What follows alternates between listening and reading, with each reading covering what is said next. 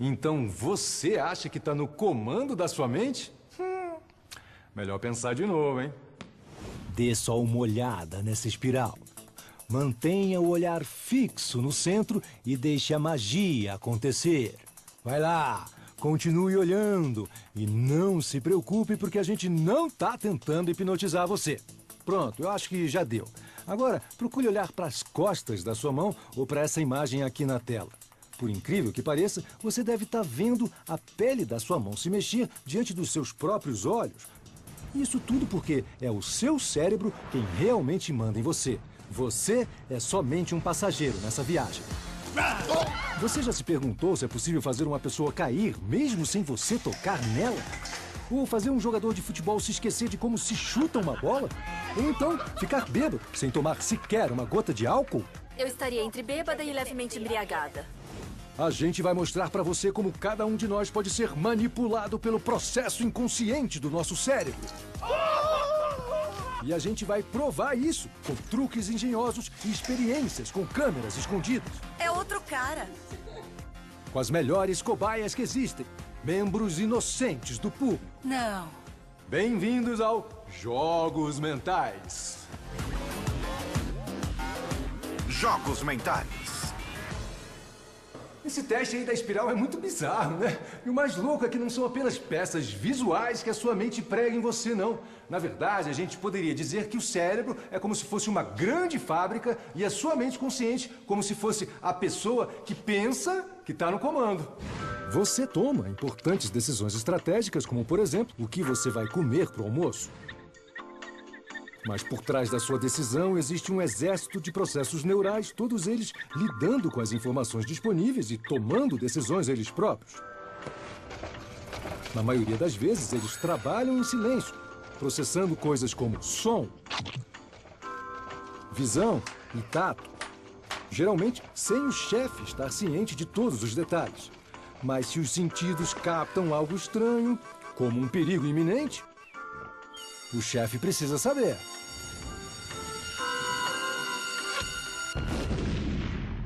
Jogos Mentais. Existem dois tipos de reações a estímulos externos. Uma reação que é consciente e a outra que é automática. Essa aqui é uma consciente.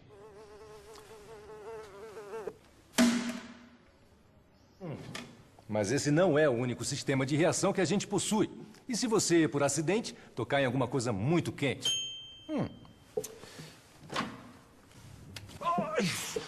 Provavelmente você vai tirar a mão antes mesmo da sua mente consciente perceber. Isso é o seu sistema nervoso simplesmente agindo por você. Só que essa reação não é apenas causada por dor, ela também acontece quando a gente tem medo de alguma coisa. Resposta ao medo. Ou por que todo mundo faz a mesma cara quando leva um susto? Esse restaurante está oferecendo aos fregueses uma grande promoção. Tudo o que eles têm a fazer é adivinhar o nome de 3 pratos tampados para ganhar um prêmio. Mas tem uma coisa que eles definitivamente não estão contando que esteja no menu. A cabeça desse homem.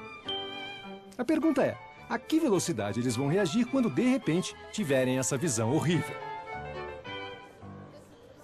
Estamos fazendo uma competição hoje e se vocês acertarem todas as respostas, poderão ganhar um almoço para 2. Levante a tampa.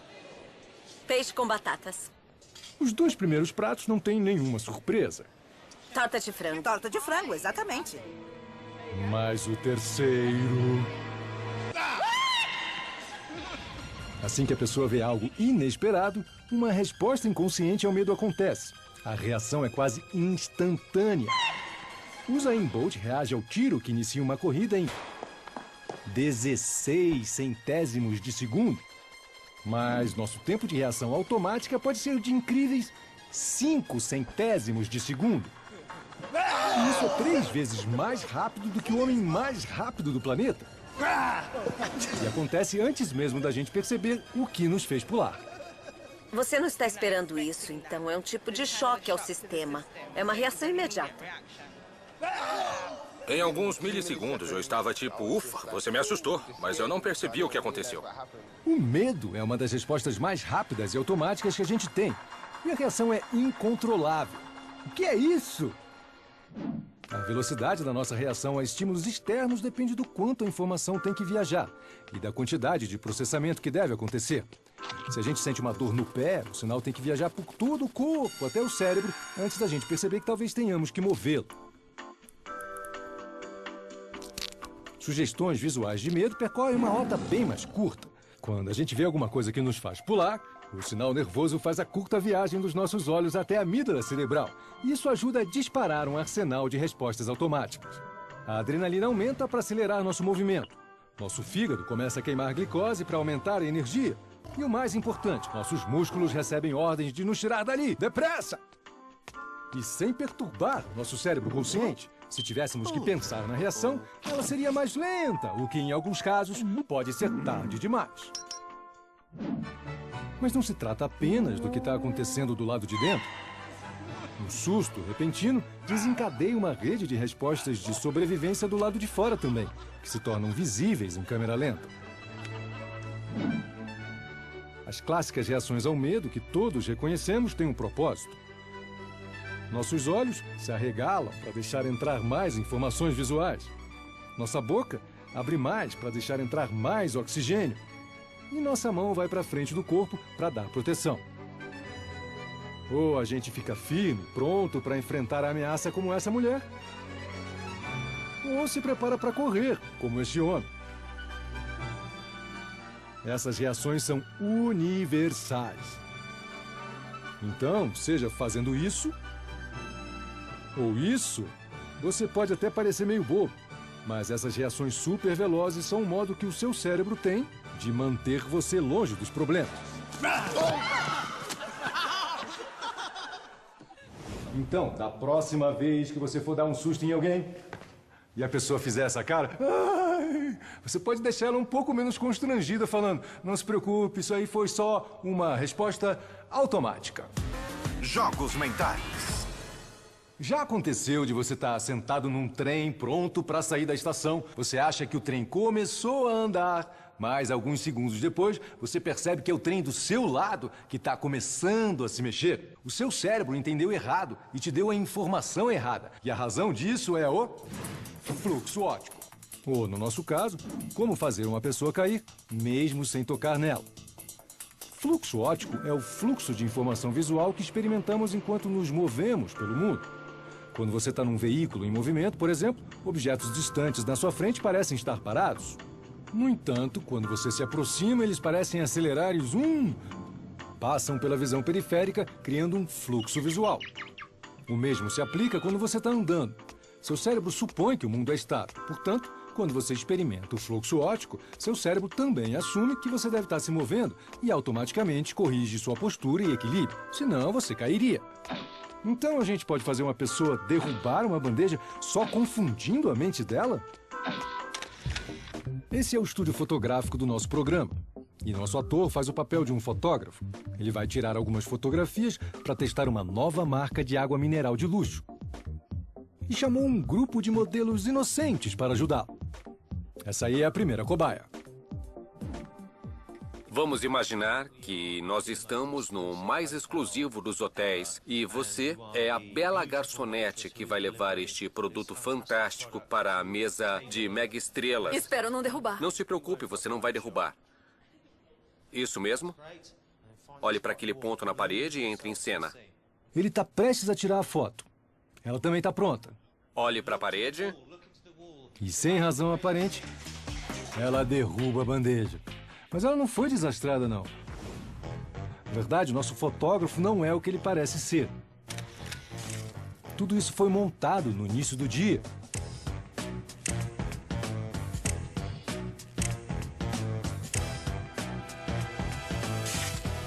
Esta é uma sala móvel. As paredes são montadas sobre rodas de modo que possam ser empurradas para trás e para frente à vontade. Assim que as paredes se movem, a pessoa entre elas vivencia um fluxo óptico. Para o cérebro da pessoa, não são as paredes que estão se movendo, é a própria pessoa. E a tentativa do corpo de compensar o desequilíbrio, na verdade, a faz perder o equilíbrio. Para ajudar a gerar um fluxo óptico, há listras nas paredes que se movem através da visão periférica da pessoa. E colocá-la sobre um banquinho ainda amplifica o efeito no seu sistema de equilíbrio automático. Lindo. E não foi só uma vez. Quero muita luz e vida nos olhos. Toda vez que movemos as paredes, nossa inocente modelo perde o equilíbrio. Não se preocupe, mais sorte dessa vez. E ela não foi a única. Os outros modelos estavam firmes. As paredes se moveram. E eles derramaram a água. Vamos tentar de novo agora. Outra vez. E outra vez. Mexa as paredes. E lá vai a bandeja. E dependendo da direção que as paredes foram movidas, o fluxo óptico da pessoa as fez inclinar para frente ou para trás. Alguns disseram até que era o chão que estava se movendo. De forma alguma, isso é impossível. Eu, olhei pra baixo e achei que o chão estivesse se mexendo e acho que ele estava me aproximando da câmera. Depois de um tempo, eu tive certeza que o chão estava se mexendo, mas eu não quis perguntar, dizer algo do tipo, como assim? Eu adoraria dizer que nós fomos os primeiros a fazer essa experiência, mas isso seria uma enorme mentira. A sala de fluxo óptico foi projetada pela primeira vez em 1972 pelos professores Lee Lishman, da Universidade de Edimburgo. Além de serem capazes de cultivar barbas verdadeiramente magníficas, eles construíram uma sala móvel na qual nos inspiramos. Eu estou me movendo para frente e para trás. Não contentes em fazer adultos perderem o equilíbrio, eles fizeram esse teste com outras vítimas menores também. A criança, nesse experimento, aprendeu a andar há apenas um mês. Bem, eram os anos 70 e as coisas eram muito diferentes naquela época. Jogos Mentais, no Nat Geo. Até agora mostramos por que seu cérebro faz você fazer essa cara de assustado. E como fazer as pessoas derrubarem bandejas sem ninguém tocar nela. E ainda temos vários outros truques para mostrar, hein? Jogos Mentais. Quando se trata de dor, a maioria de nós conhece o efeito placebo. Essa pílula é um analgésico de verdade. Essa outra aqui é só açúcar. Se alguém der a pílula de açúcar e você achar que está tomando o analgésico de verdade, a sua dor de cabeça pode ir embora. A expectativa de que alguma coisa vai exercer um efeito sobre você é suficiente para produzir fisicamente esse efeito. Bom, pelo menos essa é a teoria. O efeito placebo. Você pode deixar pessoas bêbadas sem elas beberem álcool? Bem-vindo ao nosso bar placebo.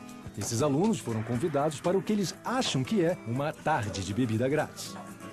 Eles foram informados de que a gente está investigando os efeitos do consumo do álcool na autoconfiança das pessoas e decidiram passar algumas horas agradáveis bebendo, jogando e sendo alunos. Tudo em condições controladas e sob o olhar atento dos nossos pesquisadores.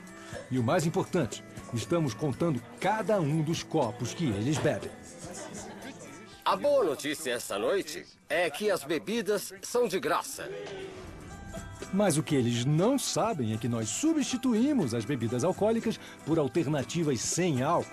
Portanto, nesta tarde, eles vão beber simplesmente água tônica e cerveja sem álcool. Aqui temos algumas garrafas de cerveja e outras bebidas alcoólicas. Assim, nossos alunos vão para o bar com bebidas de graça, achando que tudo não passa de um teste para ver como o álcool afeta a autoconfiança deles. Bem, todo mundo parece muito confiante quando o assunto é beber. E à medida que o tempo passa, o número de copos vai aumentando. Depois de uma média de 4 drinks para cada um, pedimos para eles avaliarem o próprio estado de embriaguez numa escala de 0 a 10, sendo 0 sóbrio e 10 bêbado. Lembrando que eles não beberam nenhuma gota de álcool, o resultado deve ser 0. Eu não me lembro de quantas bebidas eu tomei. Foram provavelmente umas 5. Mas ele não bebeu nada de álcool. Eu diria que eu bebi umas 5 ou 6. E essa daí não bebeu nem um gole sequer. De 0 a 10, eu diria 6. 7. Vamos dizer 6. 6 é um bom número. Nossa, ou essa daí tá maluquinha ou o cérebro dela tá falando: você está bêbada. Não tem como dizer que você não está leve, não é? Não. Pelo que parece, como eles acham que a bebida é real, o efeito placebo está induzindo o cérebro deles a relatar os primeiros sinais de embriaguez. E se eles beberem por mais 1 hora? Será que eles vão continuar se achando bêbados ou será que vão perceber que tudo não passa de um faz de conta? Mais tarde, voltamos para descobrir. Jogos mentais.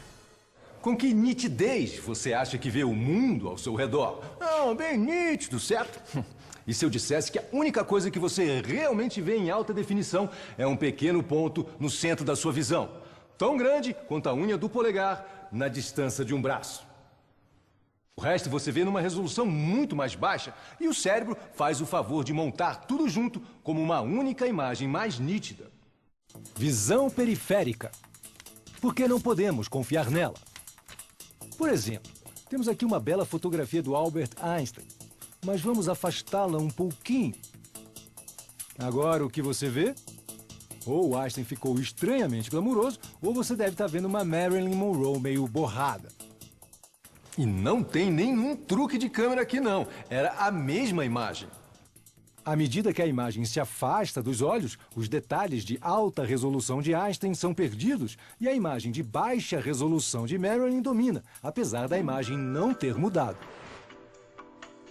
Em comparação com o meio dos nossos olhos, há poucos receptores na borda da nossa visão e eles não são sensíveis às cores. Se a gente visse o mundo através da nossa visão periférica, ele poderia se parecer um pouco com isso. Nossa, muito borrado. Então por que a gente não está consciente disso?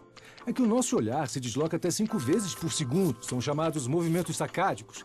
Eles colhem amostras rápidas do mundo visual, nosso cérebro preenche o restante e assim vemos o mundo de forma nítida e em cores. Portanto, para testar as deficiências da nossa visão periférica, enviamos nossas câmeras escondidas e uma policial falsa para uma rua movimentada. Armada com um retrato e uma prancheta, ela vai perguntar aos pedestres se eles já viram esse homem, um verdadeiro sósia do Fred Mercury. Ele vai ficar ali, na visão periférica das pessoas, então será que elas vão perceber? Com licença, senhor, eu gostaria de saber se tem um minuto para dar uma olhada nesse desenho e ver se é alguém que o senhor conhece. Sabemos que muitas vezes, quando faz frio, ele entra nas casas usando este casaco amarelo brilhante. Não sei se isso ajuda a visualizar. Não viu um homem com uma jaqueta amarela por aí? Não viu ninguém com uma jaqueta amarela? Não, o que acontece aqui na Lewisham Street é que quando você está aqui, você fica muito concentrado, a menos que algo drástico aconteça para te distrair. Então ele não lembra ninguém? Não. Ninguém que já tenha visto? Não, não. Não mesmo? Não. O campo de uma visão humana normal é de cerca de 180 graus. Nosso Fred está bem dentro disso, dentro da faixa de visão periférica deles. Mas embora os olhos deles estejam vendo Fred em baixa resolução e cores fracas, o cérebro não registra que ele está lá. Ele parece alguém... Acho que... Se eu tivesse visto essa pessoa antes, acho que eu saberia. Eu definitivamente saberia. Certo, eu entendi. Então você não conhece ele? Não, eu nunca vi essa pessoa antes. Tudo bem, certo. Muito obrigada por seu tempo, viu? Não foi nada. Então isso parece bastante conclusivo. Nossa visão periférica pode ser comprometida ao escolher coisas importantes, principalmente o Fred Mercury.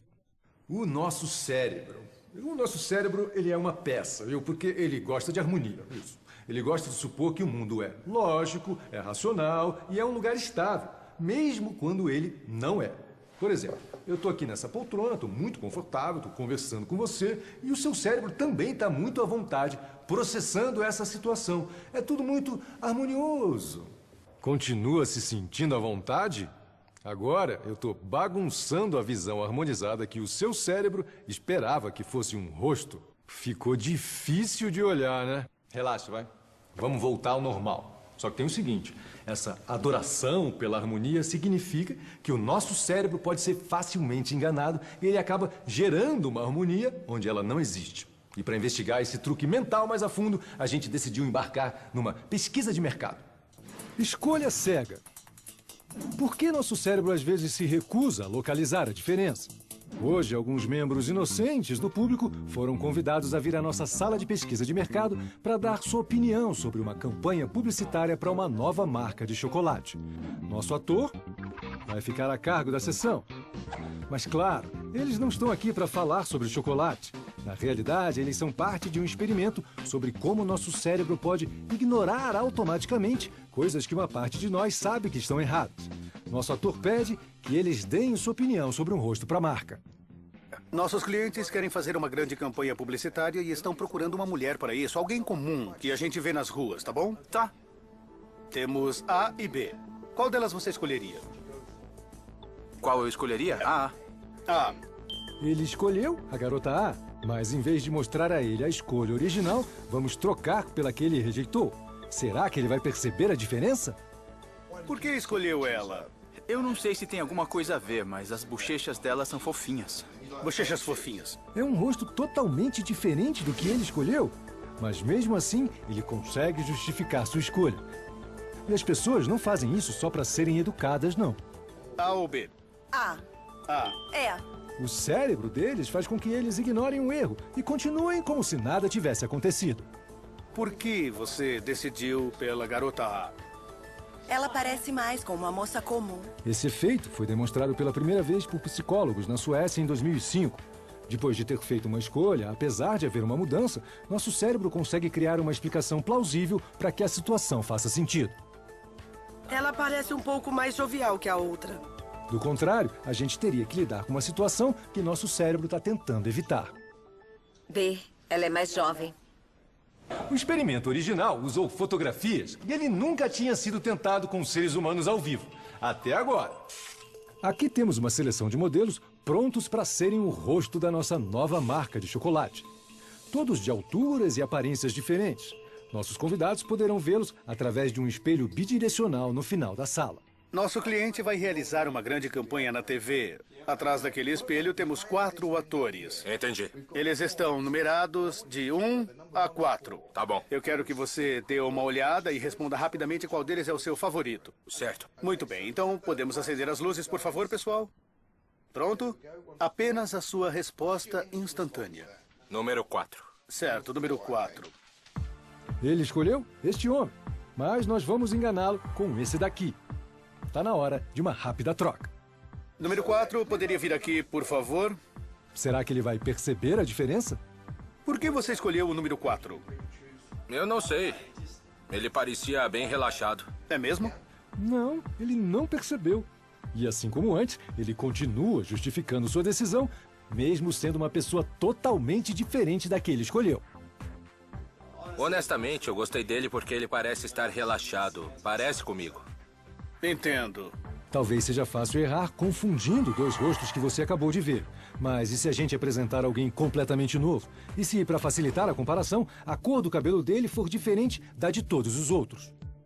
Qual dos 4 homens você prefere? O último à direita. O número 4. Isso. Vamos dar uma olhada. Por que é que você escolheu o número 4? A atitude dele é agradável. Ele tem uma aparência muito calma. A escolha cega ainda parece funcionar, mesmo que a troca seja por alguém fisicamente muito diferente. O efeito é forte, mas não é que funcione com todo mundo. No experimento original, funcionou com cerca de 75% das pessoas sujeitas ao teste. E no nosso experimento, tivemos aproximadamente a mesma taxa de sucesso. Podemos ver o número 2? É um cara diferente, não é? Deveria ser o número 2. Desculpe, é o segundo cara com cabelo... Não é o mesmo cara, é? O cérebro dessas pessoas localizou a contradição e percebeu que houve uma mudança. Nem parece ele agora. É outro cara. Mas essas pessoas são uma minoria. A maioria dos indivíduos não percebe a troca e age como se o novo rosto fosse sua escolha original o tempo todo. Mas será que ainda vai funcionar se a gente trocar por um homem 20 anos mais velho que os outros e de cabelos grisalhos? Eu preciso de uma resposta rápida, instintivamente. Qual você prefere? Temos o número 1, o 2, o 3 e o 4. O número 3. Certo. Você consegue visualizá-lo em uma campanha na TV para um chocolate com sabor de frutas? Claro. Vai ser a maior troca até agora. Muito bem, vamos dar uma olhada no número 3 de novo. Por que você escolheu o número 3? Ele me parece sério o bastante para fazer a propaganda. Muito bem. Se você fosse descrevê-lo numa palavra, qual palavra seria? Proativo. Proativo. Ele realmente parece proativo, mas não é o mesmo homem. A gente já mostrou para você que é o seu cérebro quem realmente dá as cartas. Vimos como sua visão periférica às vezes deixa passar coisas importantes. E como o efeito placebo começou a deixar esses alunos bêbados com cerveja sem álcool. Jogos mentais. Conheça agora o homúnculo sensorial. Oh, nem precisa ter medo dele porque ele não morde, não.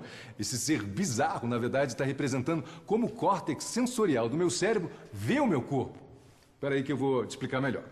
Cada parte do seu corpo tem uma quantidade diferente de poder cerebral dedicada a ela. Então, como você pode perceber aqui, o meu cérebro está dedicando muito mais poder de processamento para as minhas mãos, para a minha boca e para os meus olhos. E muito menos para o meu tronco, para as minhas pernas e para os meus braços.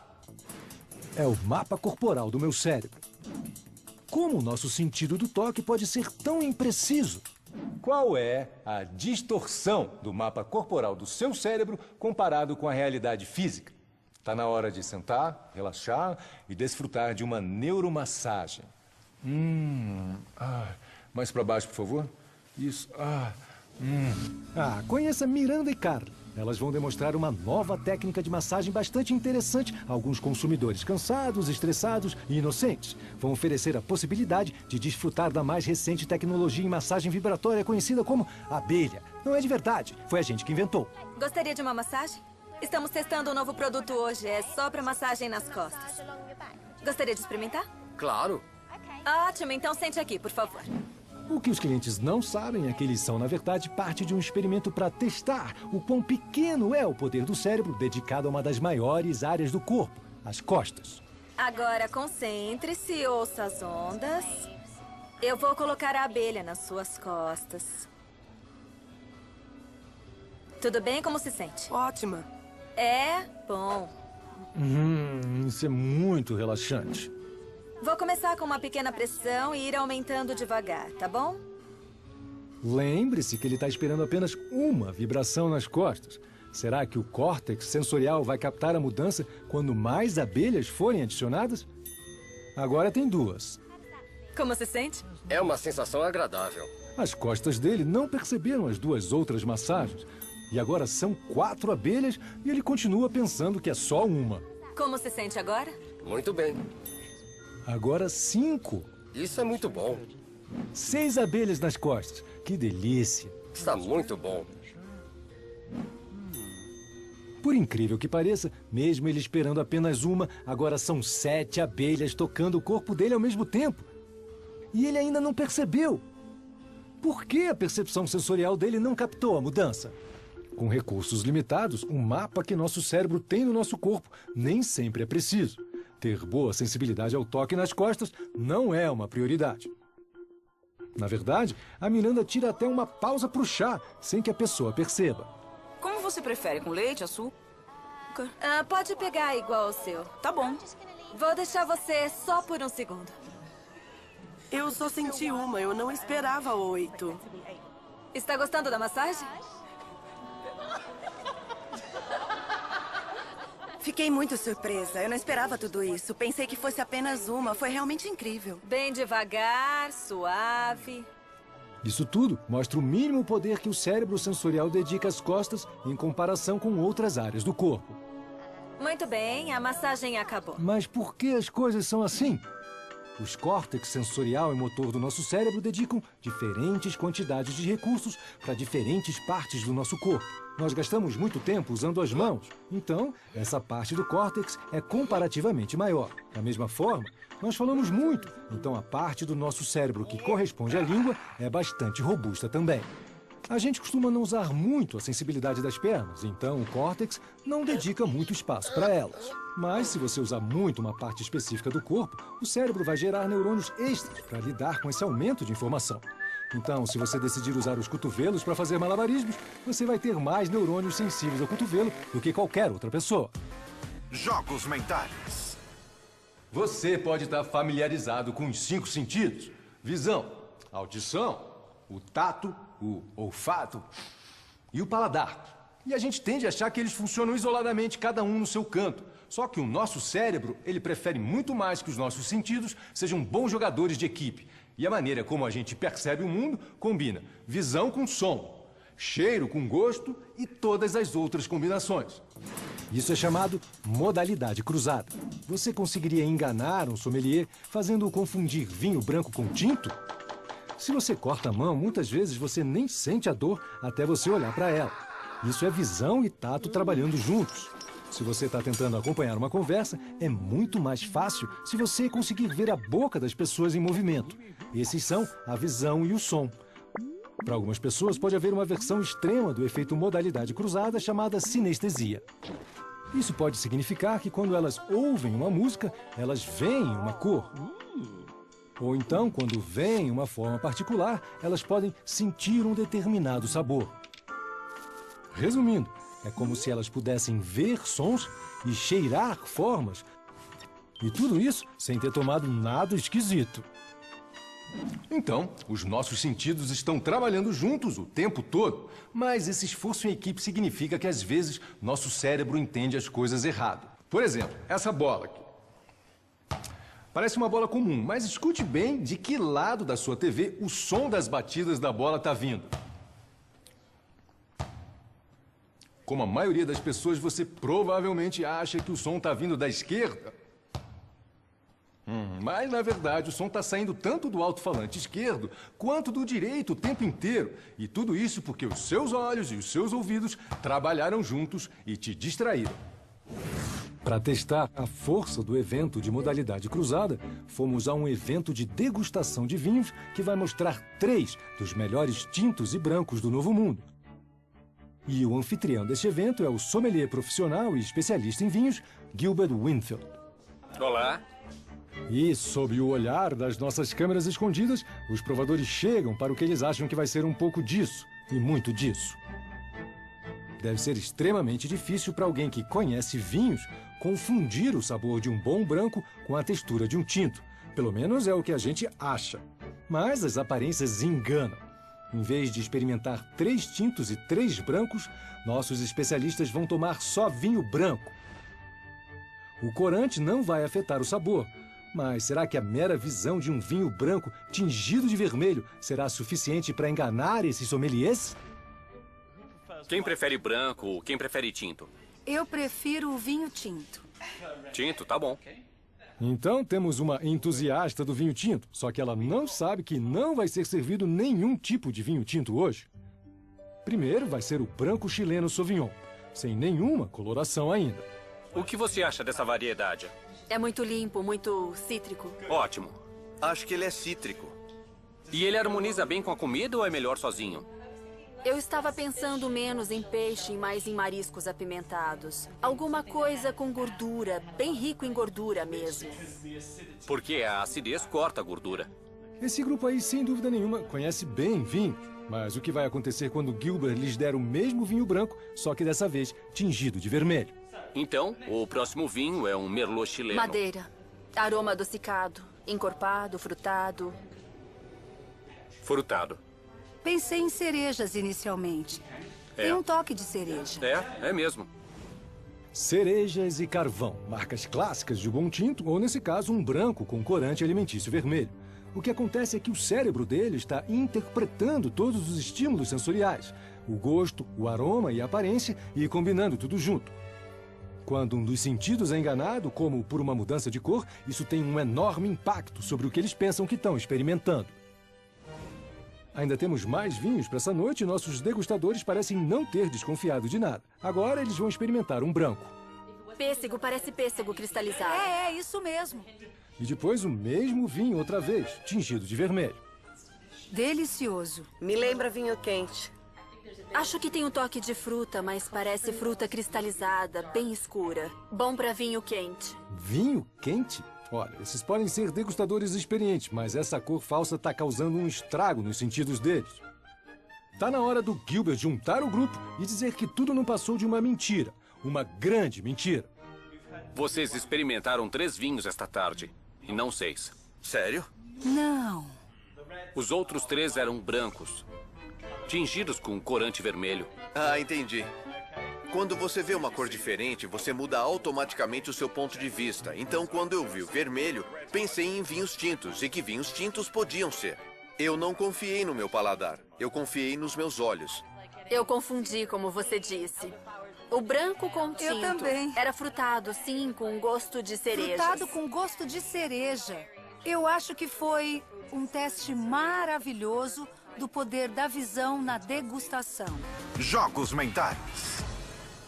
O nosso cérebro ele é fantástico quando o assunto se trata de se adaptar ao mundo que nos rodeia.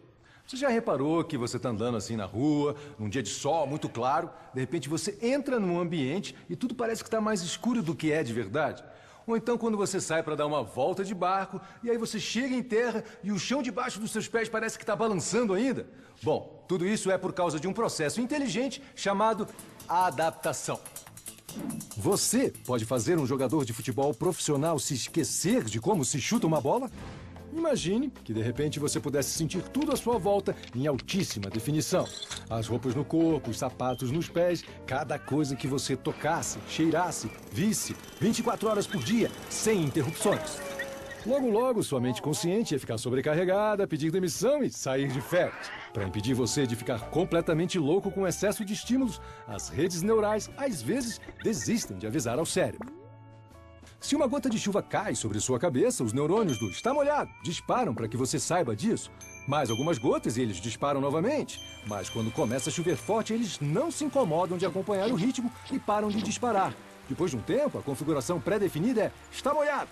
Eles estão basicamente dizendo: olha, tudo o que você precisa saber é que está chovendo, eu estou descansando e ligo se alguma coisa mudar. Mas até onde você pode levar a capacidade do seu cérebro de se adaptar? Esse artista de rua está à procura de membros do público para tentar alguns desafios simples. Mas existe um problema. Eles vão ter que fazer tudo usando esses óculos de distorção. Esses lindos óculos estão equipados com lentes para confundir a percepção de profundidade, fazer o mundo parecer menos assim e mais assim. Mas o que essas pessoas inocentes do público não sabem é que este desafio não é apenas para fazê-las passar ridículo. É, na verdade, um experimento para descobrir a rapidez com que o cérebro delas consegue se adaptar. É como beber uma garrafa de uísque. Como eles não sabem dizer a distância em que as coisas estão, até mesmo uma simples tarefa torna-se quase impossível. Tá na hora do futebol distorcido. A princípio, a mudança na percepção visual parece estar afetando bastante suas habilidades no futebol. Tem 2 bolas, tem 2 de você e 2 deles, são 2 de cada lado. Parece que também está afetando a capacidade desse homem de seguir as regras. Não, para de pular! Mas, surpreendentemente, depois de apenas alguns minutos usando os óculos, a adaptação começa a fazer efeito. 5 minutos atrás, eles estavam jogando como perfeitos idiotas. Agora, eles estão jogando assim. Ele tá até tentando uns truques agora. Eles não vão ganhar nenhum troféu, mas os nossos jogadores estão apresentando uma recalibração inconsciente de como eles percebem o mundo. Ronaldo! Então, como foi a sensação de se adaptar a uma mudança tão grande na visão? Depois dos primeiros 5 minutos, eu me acostumei. Espera aí, cara! Quando jogamos, eu me senti tonto. Acho que eu me acostumei. Joguei como se fosse a minha visão normal. Em poucos minutos, os superastros esportivos foram capazes de se adaptar ao que seus olhos estavam vendo. Só que existem algumas adaptações que podem acontecer muito mais rapidamente. Tão rapidamente, na verdade, que o cérebro ele fica assim meio bobão. Ele pode ter problemas para se readaptar. Eu tô falando sério, é verdade. Ele pode ter dificuldades para voltar ao normal. Estamos no campo de treinamento de um dos mais antigos clubes de futebol profissional de Londres, o Leyton Orient. O primeiro jogador da equipe, Leon McSweeney, sempre teve a visão perfeita. Hoje ele ainda tem a visão perfeita, mas tudo que ele pode ver está distorcido cerca de 10 graus por causa desses óculos especiais. Sem as lentes, ele veria o gol aqui. Com elas, o gol vai parecer estar aqui. E ele não tem ideia de como vai reagir ou como isso vai afetar suas excelentes habilidades esportivas. No início, a reação é a mesma que com os outros óculos que testamos. Ele está totalmente atrapalhado. Mas em apenas 4 minutos, seu cérebro mudou sua percepção em 10%, correspondente ao mundo que ele está vendo. E não é apenas o controle de bola, ele está tão adaptado à mudança na visão que até seus pênaltis entram. Mas o que vai acontecer quando ele tirar os óculos? Sem os óculos, o senso comum diria que ele vai ver normalmente de novo e que ele vai ser capaz de acertar o gol, algo que ele já fez milhares de vezes antes. Vamos ver.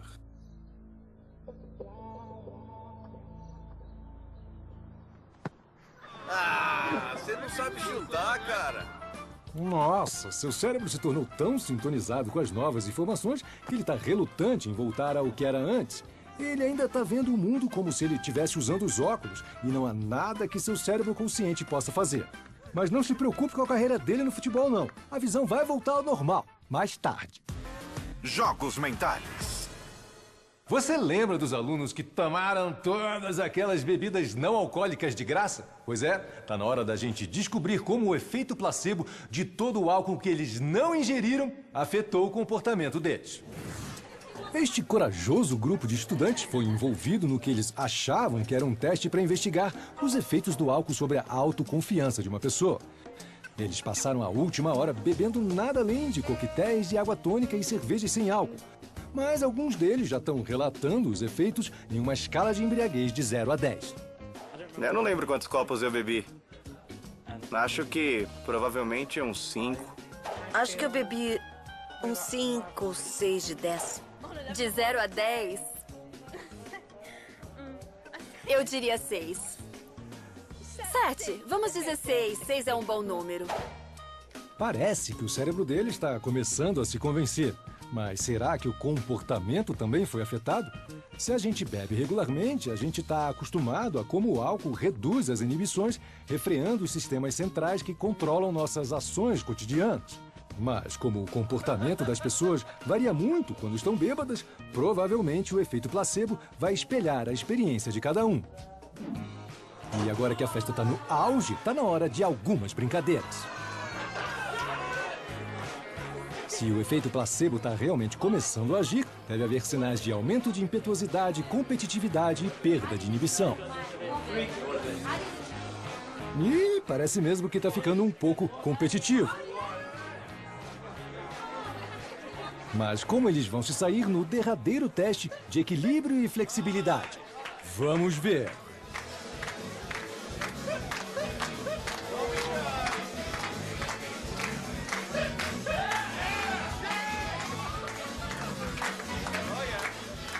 Coitada da Daisy. Parece que ela realmente está sob a influência do cérebro dela.